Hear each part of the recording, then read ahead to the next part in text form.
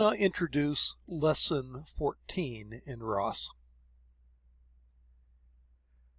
It begins with an introduction to pronominal suffixes on nouns or nominal forms.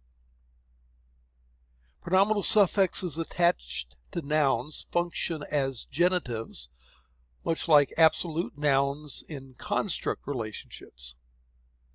In pronominal constructions, however, the noun is said to be in the pronominal state, and the suffix is normally a possessive pronoun.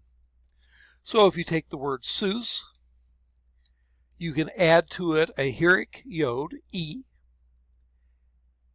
and you pronounce it Susie. And Susie would be my horse, literally the horse of me, but my horse would be the way to do that. Now, these pronominal suffixes on nouns are very similar to the pronominal suffixes that we saw on preposition ba and preposition la. And so you can add a holem vav to the end of a word, and that would make it his, whatever it is. Kamatz hey with the aspirated hey. That would be her, whatever it is. And then the kaf with the kamatz in it, ka. That would be your masculine singular, whatever it is. And then ech would be you feminine singular, whatever it is. E, as we saw with Susi, would be my. Would be their masculine plural. An would be their feminine plural. Akem would be your masculine plural. And aken would be your feminine plural. And anu would be our, whatever it is. Now, when these get added to a noun, and we can take a noun like sus, it'll work like this. Suso would be his horse. Susa would be her horse. Suska would be your horse. Susek would be your feminine singular horse, whereas Susaka would be your masculine singular horse.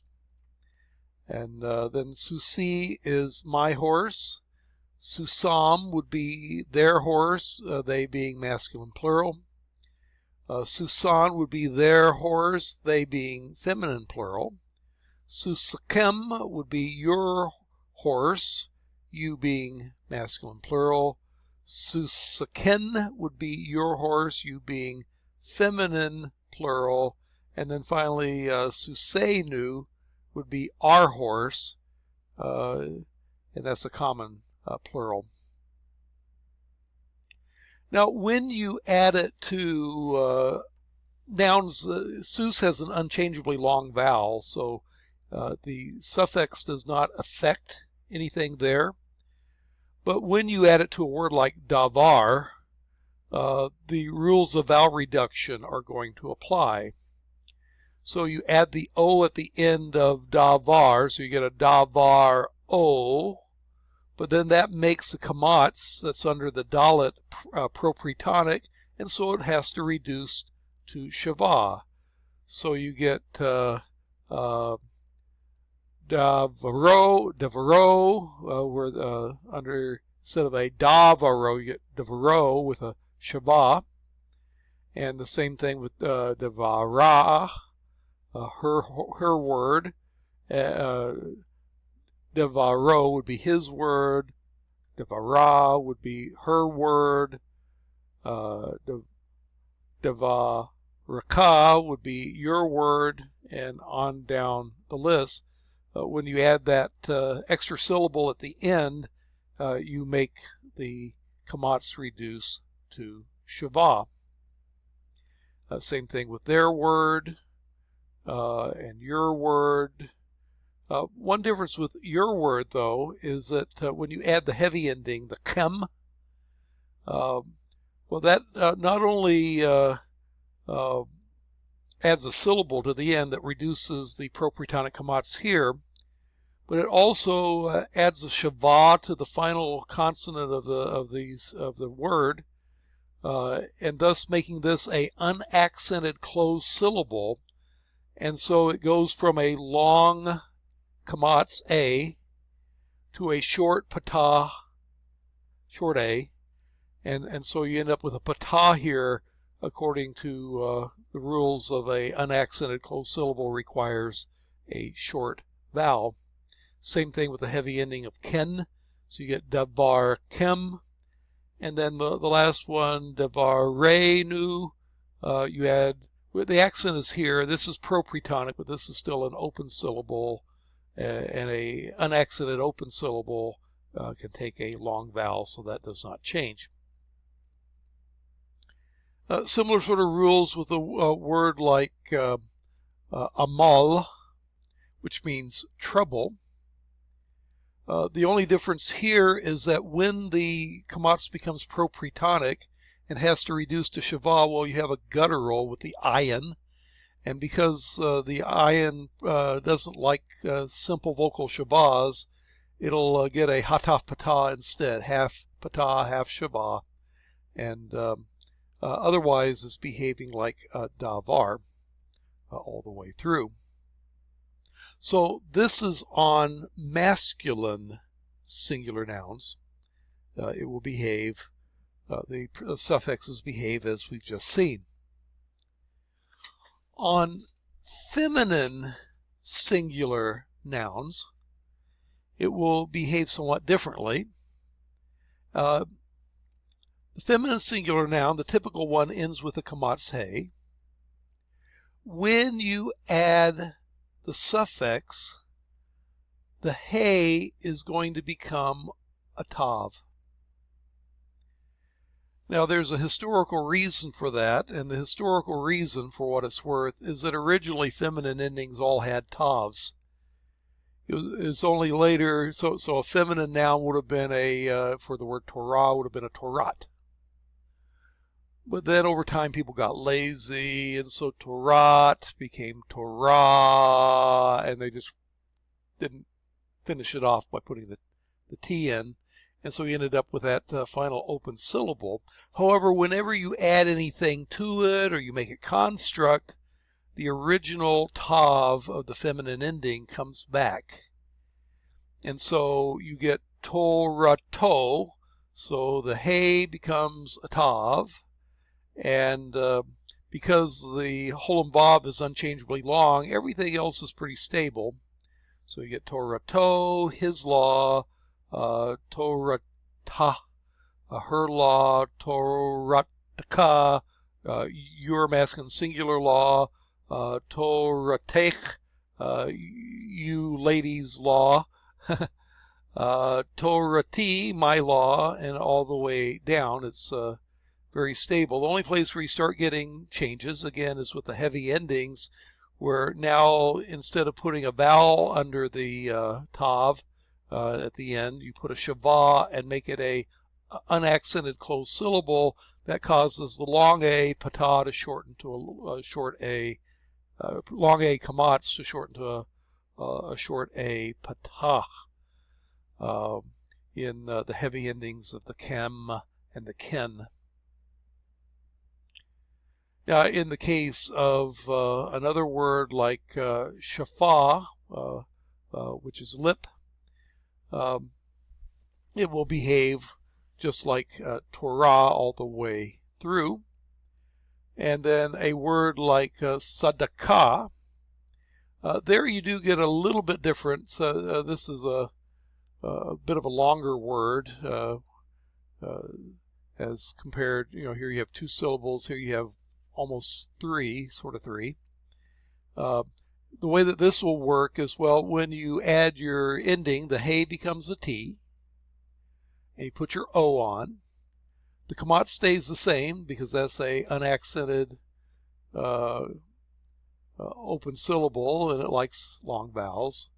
But then the shava under the dalet has to reduce. The kamats under the dalet has to reduce to shava, And that would mean that you'd have two shavas in a row, the shava under the sade and the shava under the dalet. And according to the rule of shava, the first one then must become a hirik. And so you end up with sid kato. Sid kato. So sadaka is righteousness, but then sid kato is his righteousness. Sid katoa is her righteousness, and on down the list. Again, with the heavy endings, it goes from kamats to patah, because now you have a unaccented closed syllable, because you put a shava under the tav, a silent shava, and then you're ending. And so it reduces the vowel from kamats to patah, long A to short A, in order to fit that rule. So a little bit different because of the rule of shava coming into play, but otherwise it's similar to the other feminine forms. Well, what about predominant suffixes on masculine plural nouns? And the endings are going to be slightly different. And here you have a list of them. I won't go through them in detail. But the thing to notice about them is that you end up with, in many cases, some sort of a sere and a yod in most of these cases. Maybe the simplest thing is just to go to an example. Horse. His horses is susav. And so you originally started off with susim, horses, and you had a hirik yod mem, and what you end up doing is dropping the mem, but you keep the yod. Notice that there's a yod here, a yod here, a yod here. All the forms have a yod. That's one of the marks that the noun is a plural noun, is that you have that yod there. So you get susav. The masculine singular ending is kamats yod vav. His horses. Masculine, third masculine singular ending on a plural noun. Looks like that.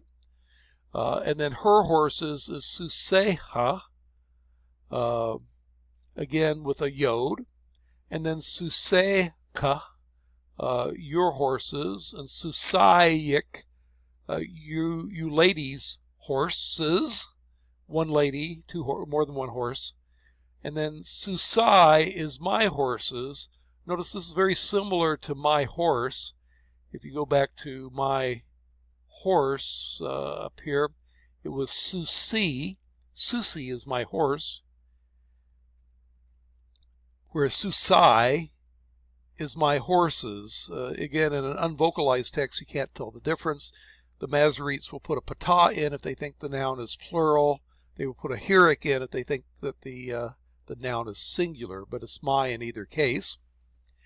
And then the heavy endings, suseihem, their horses, suseihin, their horses. The difference here is you're getting, instead of am and an, you're getting an ahem with a hey and an ahen with also a hey. We saw that, by the way, with preposition ba. Sometimes it's bam for the in them, but sometimes it's bahem with a sagol hey and mem, and the same thing with ban and bahen. So we've seen this with the prepositions, this kind of hem and hen ending already, but now with the plurals, that's the form you almost always see. And then your horses, masculine plural would be suseikem, you feminine plurals would be suseiken, and then our horses is susanu. It's very similar with the feminine endings, except that you'll start off with the regular plural, and here it uses Torah, so you end up with Torat, and then you have the av ending. That av ending is the same av ending as you see on susav, but it's just building it off of the feminine plural form. We'll continue this discussion in the next video.